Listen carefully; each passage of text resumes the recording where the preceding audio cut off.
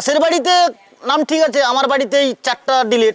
চিন্তা হচ্ছে কাজটা সেরকমই ভালো করছি না। আমার ছেলেটা বাদ গেল, এ কি মানে প্রতিবন্ধী, এ কি আর বাংলাদেশে চলে যাবে? না এ কি জন্মভূমি ভারতে এসআইআর নাম কি হলো আমরা ভারতবাসী যে। ভোটের খাতায় নাম নেই, এখন চিন্তা রুজি রুটি নিয়ে।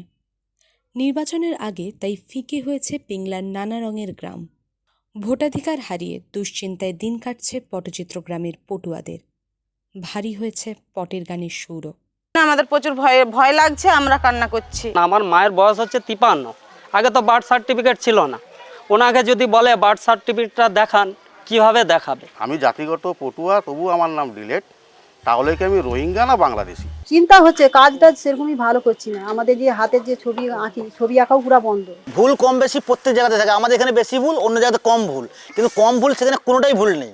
মানুষ কি মনে করবে যে পাশের বাড়িতে নাম ঠিক আছে, আমার বাড়িতেই 4টা ডিলিট, মানুষ কি চক্রান্ত বলবে না কি বলবে এটা? আমার ছেলেটা বাদ গেল, এ কি মানে প্রতিবন্ধী, তো এর কি হবে? এ কি আর বাংলাদেশে চলে যাবে? না এ কি হবে?